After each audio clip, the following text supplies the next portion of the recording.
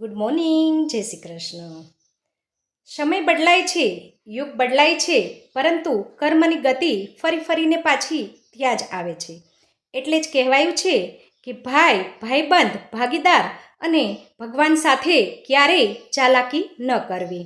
આપણે કોઈ સાથે ચાલાકી કરી અને એની વસ્તુ પડાવી લઈએ છીએ ત્યારે આપણે આપણી જાતને સ્માર્ટ માનીએ છીએ કે હું કેટલો સ્માર્ટ છું, પરંતુ ઈશ્વરના દરબારમાં 24 કલાક સતત સીસીટીવી કેમેરા છે એ ઓન જ રહેતા હોય છે.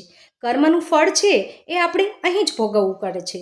આપણે સારા કર્મ કરશું તો એ પ્રમાણે આપણે ફળ મળશે અને ખરાબ કર્મ કરશું તો એ પ્રમાણે ફળ મળશે. તો એ વાત ચોક્કસથી યાદ રાખવાની કે ભાઈ, ભાઈબંધ, ભાગીદાર અને ભગવાન સાથે ક્યારેય ચાલાકી ન કરવી. આ વિડીયો મારો પસંદ પડે અને આ વાત મારી જો યોગ્ય લાગે તો લાઈક, કમેન્ટ, શેર અને સબસ્ક્રાઈબ કરવાનું ન ભૂલતા. ધન્યવાદ.